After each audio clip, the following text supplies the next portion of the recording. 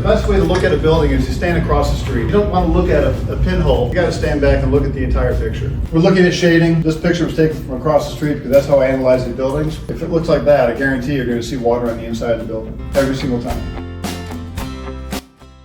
We were remodeling a garage and we pulled back a capstone and looked down and we saw a column of water. We drill a hole in and water comes squirting out in our face. In modern day masonry, they call them reservoir claddings. My job is to show you how to recognize where water is sitting and where water is drying from.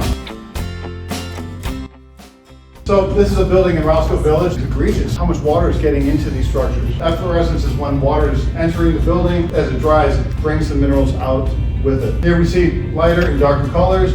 Darker colors, of course, areas of saturation. There's a product called Renaissance stone. That's another way of saying cultured stone.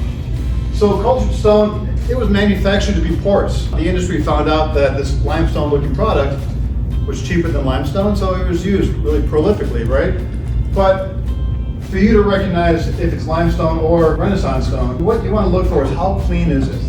Is algae able to live in limestone? Yes, but algae can't live in Renaissance stone. It's almost like having a hole in your house because it's allowing moisture to get in. When an installer puts elastomeric paint on a wall, I guarantee you that it looks perfect, but it looks perfect for 4 days. There's a curing time, and so this is what surprised me when I discovered this, that the first day it looked great, the second day it looked great, the third day it looked great, but the fourth day when everything cured and dried, this is what happened. So those pinholes will let water into the structure. Now, look for bubbling paint. Moisture rises up constantly. You can't stop moisture from rising vertically in any masonry structure. The mortar joins out the lung, the paint is getting forced off the building, and the moisture is rising and settling on the parapets. In between these two windows, you see how the color of the brick is orange and everything else is dark brown? Well, what's happened is that they've repointed that building with the wrong mortar. And the more you look at that structure, then you're going to see the face of the brick is actually popping off because they've choked off the building by putting on too hard of a mortar. Flashing is under windows. If you don't see the flashing, assume that there's nothing there. Flashing can be metal, it can be a rubber sheet. There's a couple of things going on here. One, there is no flashing at the sill level, and also we have the intersection of a balcony deck being bolted onto the structure. Now, wherever you see a bolt is a hole, no matter what you do. If the water goes through, the bolt's going to get wet, and the surface tension of the water is going to get drawn into the house, and you're going to have a leak. I guarantee it. Another one, a lot of bolt holes. See the stains of water underneath? The building is telling you what's going on, and you just have to be open to the signs. This is an example of ghosting, and ghosting is when the wood absorbs the moisture, and I've gone on calls and it was 0, or maybe even below 0, and on every single stud it was frost. And it wears down the paint and accentuates where the moisture is. Closets are a typical place where there's no airflow and mold will grow. In this case, this closet was in the corner of a building, and this happened to be on the outside corner of the building. This is a roofing job we're going to next in a couple of weeks. In this case, the water bed. See how it's bulged out? That's not from the cant strip. That's actually a pocket of water sitting there. The way that a scupper box should be installed is you have to install your roof membrane in that opening first.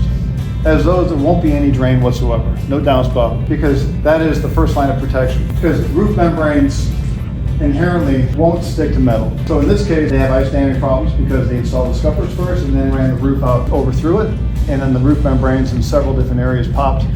And when you have an ice dam in the wintertime, you're not stopping that water.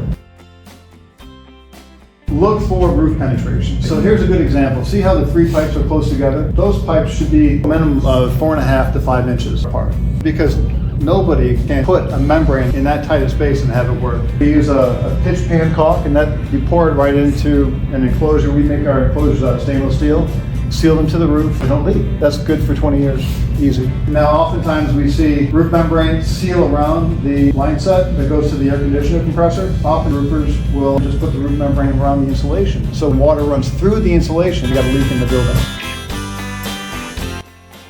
How many decks have you ever seen that are modular? Every roof membrane manufacturer says you have to have a modular removable deck system in place. Otherwise, there is no warranty on the product. But carpenters often build these decks as though they're one single unit. This is a future customer. In order to vent the building, they're going to have to at least cut back 4 to 5 feet of the framing, turn those pieces into removable sections, and then do the work around the perimeter of the building. I'm sure this is not the first time you've seen vinyl siding on a doghouse interacting with cinder block, or any brick for that matter. A lot of guys would just caulk and hope to stop the water. Well, that doesn't stop the water. This is dry bit. The control joint means you cut back any kind of mortar, you put in a foam rod, you put an expansion joint caulk on it, and now that's able to move and expand and contract with the building. So in this case, the caulk was pulling away just because it was stuck to the backside of the mortar. Look for chimney caps when you're checking out these buildings for the first time. Now, I know this is kind of ridiculous. The owners didn't even acknowledge the fact that this thing blew off. So what's interesting about this, the leg, you always have to make the metal on the sides of every coping, every parapet wall, every chimney cap, a minimum of 4.5 to 5 inches. Because 15-mile-an-hour wind-driven rain will push water up 1 inch. So if you get a 60-mile-an-hour wind gust, which happens all the time in Chicago, water is going to climb up 4 inches.